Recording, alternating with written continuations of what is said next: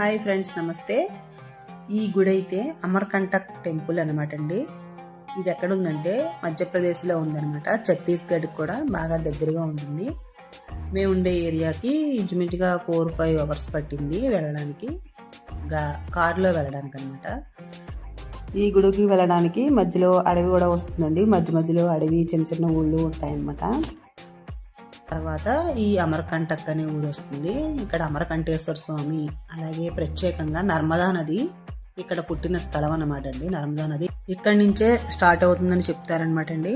పవిత్రమైన నర్మదా నది చాలా మంచిది అంటారు కదా. నర్మదా నదిలో స్నానం చేయకపోయినా పర్వాలేదు, ఒకసారి చూస్తేనే చేసిన పాపాలన్నీ పోతాయని చెప్తూ ఉంటారు.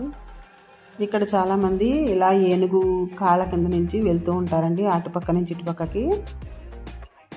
ఇలాగే అరుణాచలంలో కూడా ఉంటుందని నేను విన్నాను. అలాగే ఇక్కడ అన్నీ కూడా శివాలయాలేనండి.